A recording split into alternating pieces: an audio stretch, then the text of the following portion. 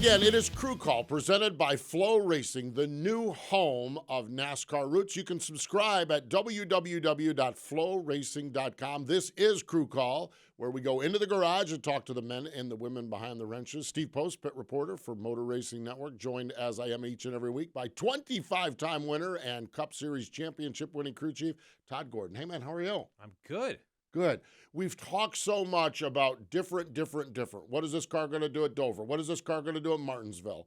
We went to Darlington, and yes, there was shifting, but it seems like to me it was still Darlington is going to be Darlington, whether it's wheelbarrows, car of tomorrow, next gen, or whatever we're calling this thing. It seems like that racetrack races everything about the same. Definitely an old school racetrack that takes the same focuses as it always has, and one that kind of put on a Darlington race right up at the wall, had guys splitting 3 and 4, some on the bottom, some on the top. You're definitely better off to be on the top, but the patch off of turn 2 seemed to play a little bigger than I thought it would. Getting off of that patch, we saw Ross Chastain spin out over there, saw a couple guys get pretty loose over there with runs. So, it was good old Darlington and a great race. Great race, that's for sure. I want you, and I'm going to put you in a spot where I want you to put on your crew chief, team leader hat. We have the dust up at the end with Joey and with William. Yeah. You're a crew guy. Yep. Working for Joey Logano's team. Okay. I know it's Penske and you were with Penske. But this is a team sport. Yes. Do you want that driver? It's going to go win the race? Of course I do. See, of course I do. Exactly. I know. It's like we get in this whole debate and everything like that, and I'm like, if my bonus check is riding on that guy, I want that guy. I'm biased. I know you are. But I like it in both ways. But, and especially when and that's the piece that I think everybody didn't quite see, is that, and not intentionally, right. William squeezed, and getting the lead, William didn't have enough turn in the car off of turn 2 to leave a lane outside. Right. And his options were lift and let Joey go, or keep digging and squeeze on him. And he squeezed Joey to the point that there was wall contact. Yeah. And that happened 37 laps earlier than what happened, or 35 laps before what happened again. Well, your driver, if what's good for the goose is good for the gander. Right. If you're going to use me up a little bit, I'm going to use you up a little bit. And for him to come back afterwards and have a run, and here's the other piece to it, and I looked at it, is that if Joey tries to take a tiptoe pass past William into 3 and 4, we just talked about the run off the bottom is not as big. Right, yeah.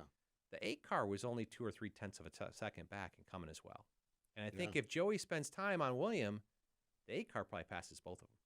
Really? Yeah, I didn't think about the 8 car, but I thought about a loss of momentum. You have a lap and a third at that point. When the contact is made, there's only a lap left, a lap and a third. You lose a little momentum, and that's probably the game, set, match. And you're gonna give that third place car an opportunity to take up both of you while you're racing each other up, because you're breaking momentum. So I don't think that.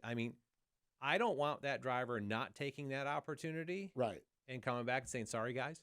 This is why I was anxious to talk to you. We've had everyone from pundits to fans to I watched Kyle Petty, Jeff Burton, and Parker Kligerman debate this, and they couldn't figure out. They didn't like this. They did like this. They understood this. Everything.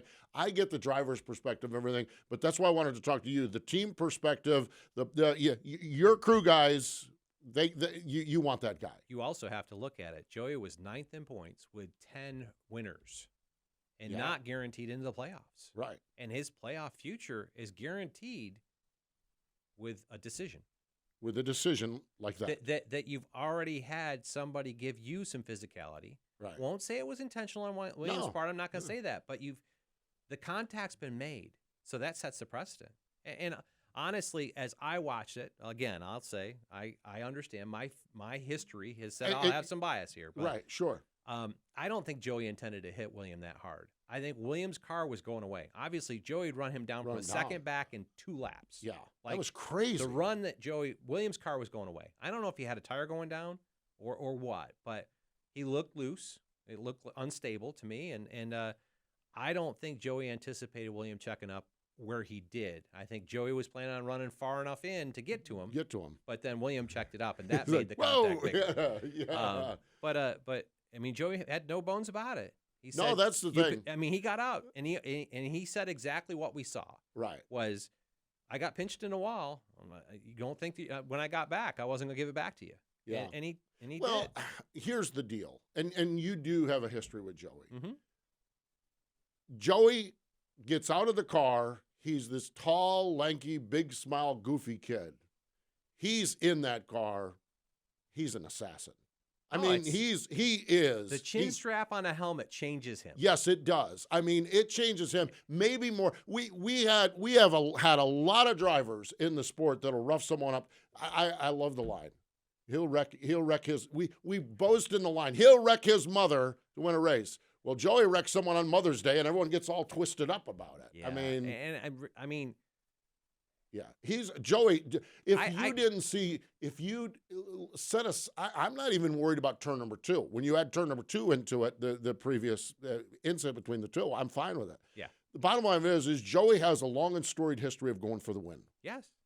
If you didn't think Joey Logano was going to go, he is not one of those guys that golly gee shucks guys. I didn't give it all and I finished second. So let's go back to Coda. Did we have all of these conversations about Ross Chastain spinning out AJ Allmendinger? Right. No, because we said that he had gotten a little from AJ and he gave him back, and it wasn't quite. Maybe it wasn't as intentional as what showed, because AJ, right, if the 48's not there, just gets moved out but doesn't get spun out. Yeah. If William doesn't back the corner up as hard, sure, Joey probably only gets to him and moves him up out of the where he's got to check enough. So it's just you know what? I love it because I went through the 2000s where we said that racing was too vanilla, and everybody got out and said the corporate word and said made the corporate move, and everybody was too sterile. Right. And now we've got. Now we get to talk about everyone. things. Everyone has. I appreciate, because I like the team member perspective.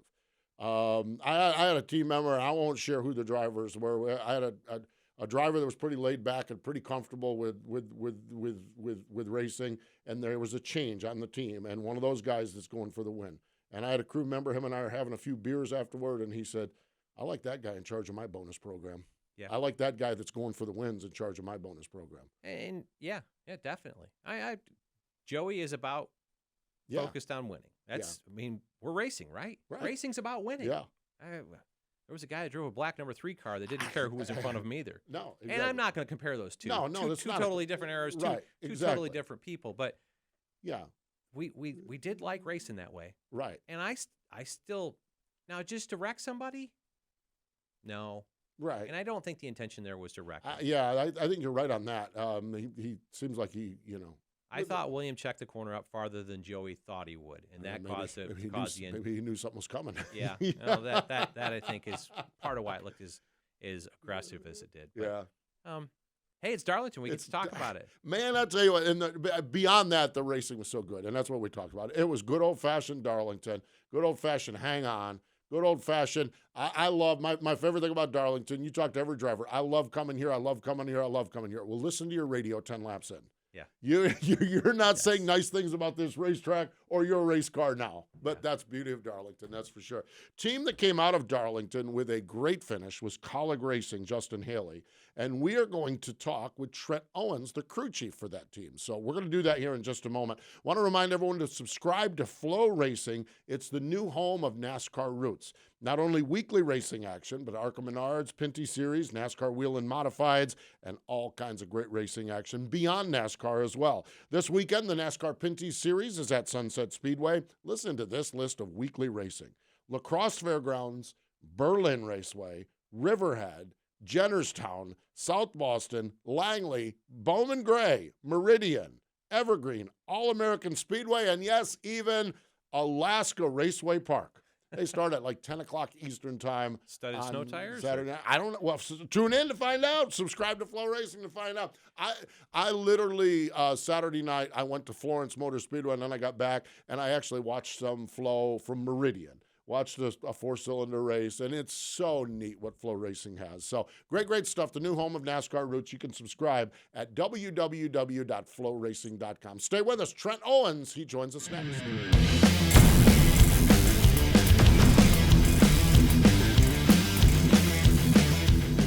Welcome back. It is Crew Call presented by Flow Racing, the new home of NASCAR Roots. You can subscribe at www.flowracing.com. Let's go to the guest line, joining us via Zoom call from, he joins us from College Racing up in Welcome, North Carolina. Trent Owens joins us. Hello, Trent. Welcome into Crew Call.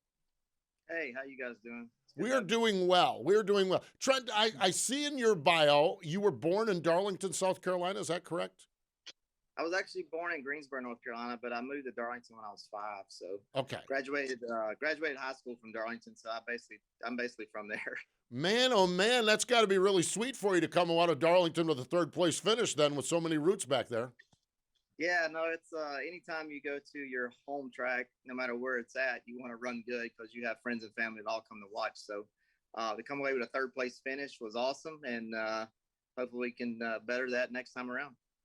Talk about the strategy calls that are, I mean, Darlington's a great wore-out racetrack, lots of lap time fall-off, and strategies and how you take tires and when you pit can influence a lot of things. You had a great race car, but I feel like you made a call to get yourself into a position to take advantage of that last run, and then Justin did a great job with a great race car. Yeah, it's when you get to a place like Darlington and the lap times fall off, you kind of have several races within the race. You have the top 5. They're sometimes are on one strategy, and then the middle group can be on another one. So, just the way it played out, it looked like guys were going to run on one stop for the stage, and based on where we were running, and the cars we were running around, based on fall off, I felt like it was going to be a net gain for us to stop twice. If the race had went green, I feel like we would have netted maybe 5 or 6 spots better than where we're currently running. So that kind of drives that decision. We were fortunate to be a benefit of a caution that came out shortly after the guys on the one-stop strategy had pitted. So kind of locked us into a 12th place lead lap, which was great to go for that final restart and stuff. So obviously a product of the crash got us a little better track position, but for 32 laps, Justin did a great job of holding off Kevin Harvick, Chase Elliott, and did what he's supposed to do. So from that standpoint, obviously it was good to see the car up there and stay up there and come away with a 3rd place finish. The discipline to stay with an off strategy, do you second guess yourself? How long do you second guess yourself? How does that work in the mind of a crew chief, Trent? Well, it's tough because you can't second guess, because the time you second guess yourself, you've waited too late to do the strategy. So you kind of got to pull the trigger yeah, and hope a caution don't come out until the others hit their pit cycle. That's the problem. Todd knows this. You run along for a little while in a bad position, just like in the middle stage or second stage, we were going to do the same thing, and caution come out, put us a lap down in 30th. Fortunately, to get the lucky dog and get caught back up, but it can go against you as much as it can help you. But I think when you go to do a strategy like that against what majority of the competition is not going to do, you just have to commit and roll with it. And some days you're going to be a hero, and some days you're going to be a zero. So that's why we like this position, I guess. We don't mind making the call sometimes. Yeah, it's cool, and to what he talks about, and he referenced back, but there's what, a 15 lap window between it. You were going to pit somewhere around 30ish, and they were going to come in 45. So you've got a window of time that you're in a bad spot, but then you'll be in a better spot for the next 15, right? So it becomes a risk and reward. Exactly right.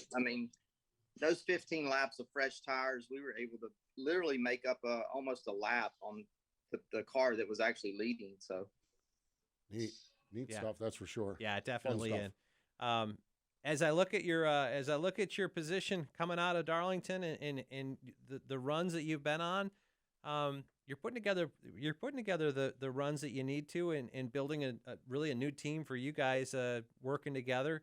44 points out. That's attainable in my view, especially where you guys are. What's your strategy in the next 14 races to get yourself in the right position points wise to contend in the playoffs? Yeah, I mean, when we started out the season, we're obviously building this thing from the ground up.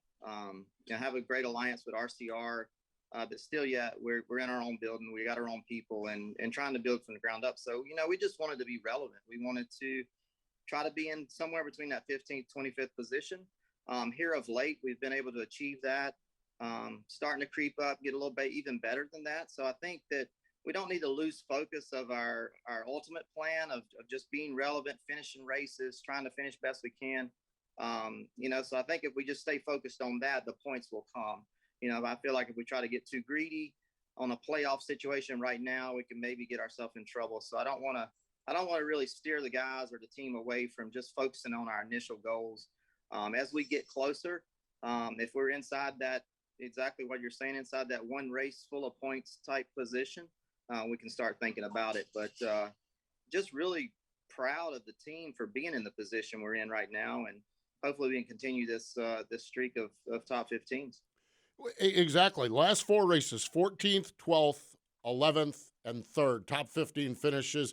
Trent, how important is that momentum, keeping that momentum going and rolling along with it that you guys have going into Kansas this week?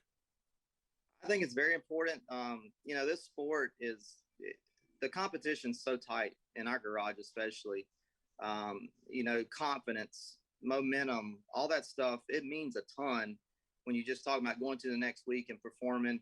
We went to Dover and Darlington, which Justin was outspoken and said, I do not like these places. And we come away from there with our 2 best finishes. So, it's all about confidence and exactly what you're saying. If we continue that momentum into Kansas and just look at getting a top 15, maybe it'll be better than that. But if we can just focus on that, maybe we can keep this thing alive.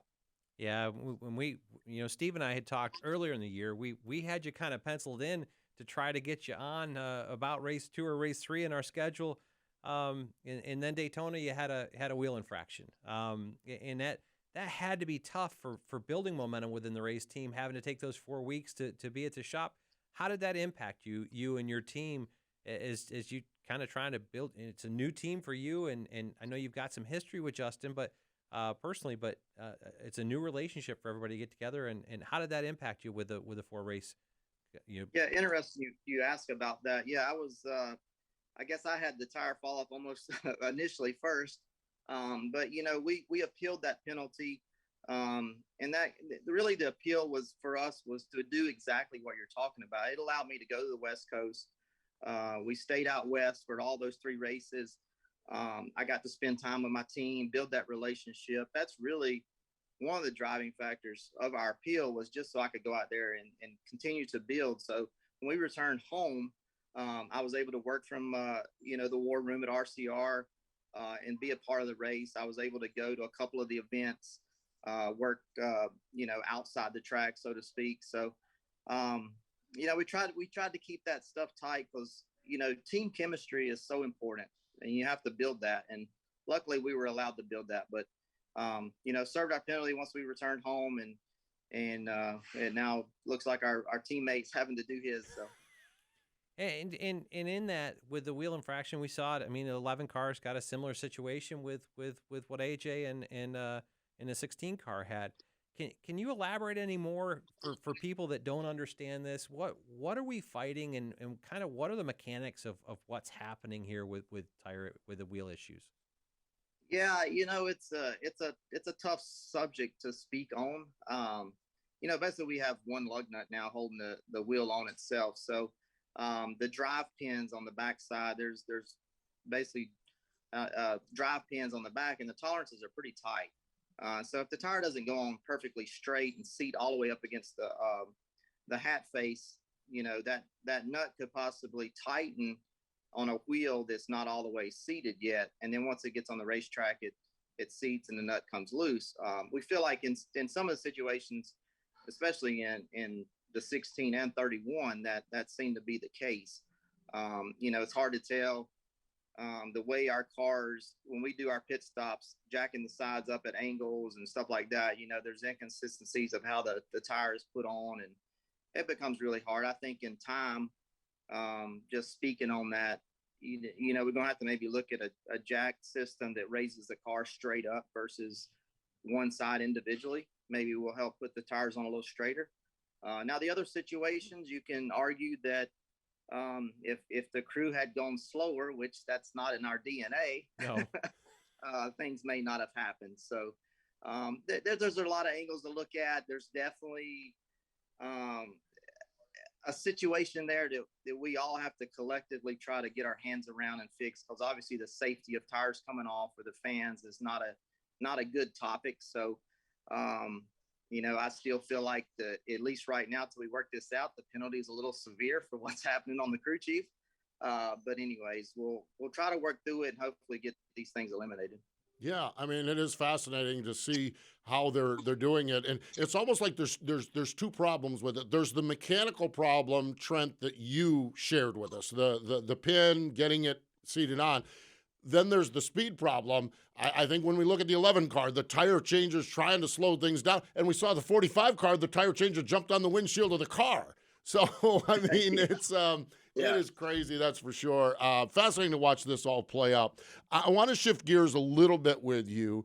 You come from a great team, JTG Darty Racing. You know, we traveled with you guys on the plane, so we know Tad and Jody and everybody there, Brad, everyone there. And you go to Colleague Racing, where you have Matt Colleague, Chris Rice, positive energy, always in the shop doing videos, trophy hunting. What's the mindset there? Is it a little different vibe? What's the vibe like up there at Colleague Racing? Yeah, I mean, I loved my time at JTG. Tad and Jody was great to me. Ernie was great to me. Brad, all those guys at JTG. I can't speak highly enough of that whole organization. It's good to see them have some good runs here of late. So, far as here at Colleague, definitely a different atmosphere than JTG. Chris Rice, obviously a big personality, does a lot of social media, but fun to be around and really gives us, Matt and I, a good situation with not as much pressure as some other teams.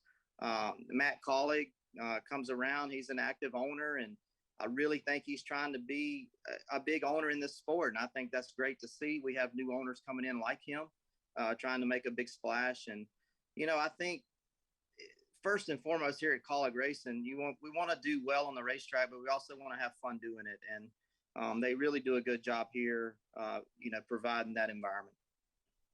Yeah, really, really cool. Neat stuff, that's for sure. Along with that, the relationship, the alliance with Richard Childress Racing. You're on campus there, but you're in a different building. How tight is that alliance with you guys and the RCR guys? Yeah, it's a pretty strong technical alliance when you talk about the engineering side and just communication back and forth. And that's our only alliance is with them. So, as far as assembling the race cars, we do that all in our shop. We remodeled one of the buildings up here. I call it the RCR campus, but Matt purchased one of the buildings up here and totally remodeled it, brand new shop. We do all the assembly and the prep work and setup work all in-house. So, outside of some of the technical alliance, we are doing some things of our own. So, I know those alliances can be portrayed a number of different ways, but really, really happy with the alliance with RCR, and obviously without their help, we wouldn't be where we're at. Yeah, and I honestly don't want to take away. You guys have built a great a great situation, and I see the work that you guys all put into it. Within the race weekend, does that technical alliance share information setup-wise and change-wise, or does that only stay within Colleague once you get to the racetrack? Now, once we get to the weekend, we can share basics like air pressures and stuff like that. But, there's some things that are off limit due to their key partnership with GM. And, we're on a little bit lesser manufacturer partnership. So we have to be conscious of that and what we share. But we definitely can share the basics of race adjustments and stuff like that. And that helps us both. Yeah, neat stuff. That's for sure. What is a week in the life of crew chief? What types of, big picture stuff? What's your Monday? What does a week look like now that we're kind of into the rhythm of this? We may or may not have parts for some of these cars. What's the week look like, Trent? Yeah, well, I mean, I'm sure everybody organizes themselves in different ways. Obviously Monday, it's a 7-day a week in some form for us. Monday is some form of getting your post notes, getting your post ideas, whether you need to apply it to next week's car or not, getting that stuff jotted down. Tuesday's all about, making sure not this week's race, but the next week after that's race, that the guys in the shop have what they need in order not to get behind. And then it's looking into this week's, tire data notes and stuff like that. Just really getting yourself fresh with the race vehicle, running a lot of simulation. I'm a terrible note taker, so I personally run a lot of simulation just to get that visual and knowledge in my brain before the weekend and really know my race car. So that's kind of my practice. So on Tuesday and Wednesday, I'm doing my pre-event report for the driver and for the crew. And, we've already baselined and got our final setup for the most part by Wednesday evening, and hopefully load that hauler on Thursday morning and get it on its way. And you talk about simulation. That's not including the driver. That's on a computer. And we've all as crew chiefs get to the point that we wear that out to see tendencies, right? Right. How much simulator time do you do, and how much of that pushes the program forward in a weekly basis or in a kind of theoretical, kind of seeing different directions basis? Yeah, as far as simulator, where the driver crew goes and actually makes lap with the driver driving, we're limited a little bit. I'm not going to use it in any kind of pity, but we go like once every 3 weeks, and we try to squeeze at least a few tracks we're racing around that into that session. So without that, it would be very hard, especially with the limited practice. I envy the guys that get to go weekly, but it is very helpful. And those tools, I don't know if those tools were coming along that quick, or the pandemic forced it to get that much better, but those tools are unbelievable right now. Neat stuff. Yep. That is for sure. Gosh, it's fascinating. It really is, all of the layers. Trent, before we let you go, I want to get a little off track with you. I always like to spend a little time and get behind the scenes, the family. Your wife, Amy, you have 2 children. And I guess you got a daughter in college, and then your son Gray is on the spectrum with autism. What's home? How do you juggle all of this with your 7-day-a-week job? How do you juggle it all? That's literally the toughest part of this position, honestly, is balancing home life and work life. But obviously proud of my family.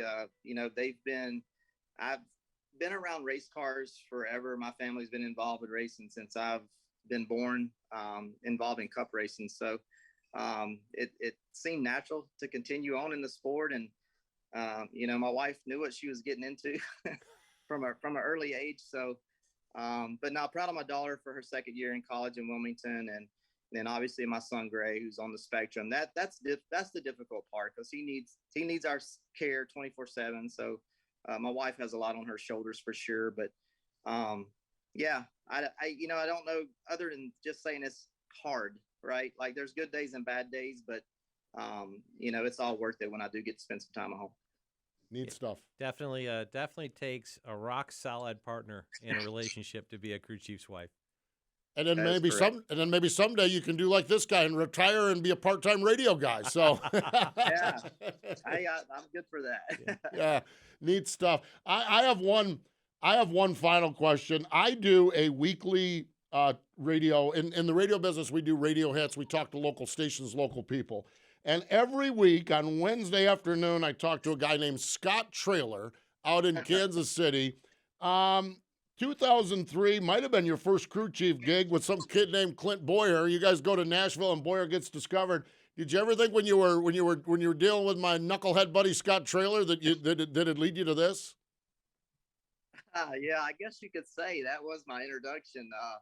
No, it was interesting phone call how we got hooked up, and it's been a good relationship. I love Scott to death. I talk to him every time I come to Kansas, and man, we got to do the race with him first, actually, at Kansas, and he drove the car.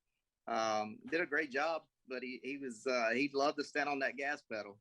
But anyway, yeah, doing that race with Clint at Nashville, it was kind of good for us both. We went and tested, and I didn't know Clint from anyone, and we were testing, and he just kept running the same lap after lap after lap, and you're kind of there with just a couple of cars. You don't know where that stands, but I told his Scott and his dad, I was like, it's usually a really good sign when you can run the same lap time like that back to back to back. And no doubt when we got there, he was class of the field because, we had a slower pit crew than others. We had a handful of guys just doing it, and we led most of that race. So that was a good day for both of us, I think.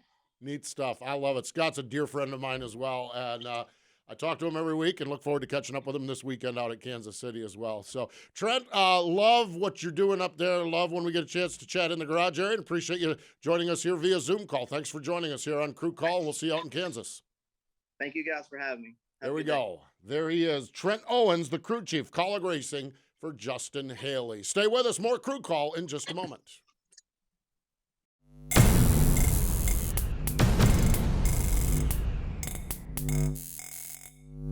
Welcome back. It is Crew Call presented by Flow Racing, the new home of NASCAR roots. FlowRacing.com is where you can subscribe. We are getting ready for Kansas. So, Todd, when we look at Kansas, what's on the Trent told us that he's got the race preview report just about done, just about buttoned up. What are on the crew chief's mind when we go to Kansas? Yeah, place is interesting because it's progressively banked. Yep. 17 to 20 degrees. I think you're going to see that cars by the end of the run are going to end up pasted on the wall. On the wall. I've heard that out of, I heard that out of in Monday night. Ryan Blaney talked about it. Ty Dillon was on, talked about it. I think the guy that goes there and figures out how to make speed not running the wall Really? is going to be the guy. Yeah, I think back of the days that, we won 14 and 15 with Joey there. Yeah. And actually, at that point, a little story, but Kyle Larson would run the wall with us. Oh, right up And there. Joey said, I'm going to be racing him the rest of my career. He was right. But that's a piece. But once somebody gets up there, that shuts your lane off. Yeah. So you got to have maneuverability in the car and figure out how to race off of it. At California, I was so impressed with the 43 car, Eric Jones, because he didn't have to run the wall while Reddick was running it to run up front. Yeah. And that's, I think back in those days, Harvick didn't always run the wall, and he was somebody we raced against pretty hard. So watching this weekend to see who can make speed without being stuck on the wall, that's the car that's going to be the most easy to make a pass on somebody. And I know time flies and so much changes, but do we look at California? I mean, I know there's so much different, but is that maybe the most similar that we've had? And again, the problem with that one, it was the second race of the season. We've learned so much in the 10 races since. Right. But is that probably the most similar, or is it Darlington? Vegas? See, yeah, exactly. There's the thing. You can go down a list. Yeah, you do, and it's going to race. It's its own creature. It's its own creature. Really, the two racetracks I would say that and they were both built the same time around this is Homestead, Miami, and Kansas are both that 17 to 20 degree progressive banking. Kansas is starting to age. Yep. It's not aged like a Darlington or a California or a Homestead, but it's starting to have a little bit of age to it where it's got some character to it. But how they lay rubber down there, I heard that the Goodyear brought a tire that's going to lay some rubber down, and that'll move the grooves around. It'll be interesting to see what happens up there at the wall. Going to be fun. That is for sure. Going to be fun to have you joining us. You're going to be part of the MRN crew, so we're looking forward to getting you out there and putting you back to work on a weekend here. Yeah, I love these places that we get to make strategy calls and different grooves and wide, and glad to have this one on the list of places I get to go this year. It's going to be awesome. That is for sure. He is Todd Gordon. I'm Steve Post, pit road reporter for Motor Racing Network. We are glad you joined us here on Crew Call, presented by Flow Racing, the new home of NASCAR roots. You can subscribe at www.flowracing.com. And again, we appreciate Trent Owens joining us here as well. Thanks for joining us, everyone, here on Crew Call.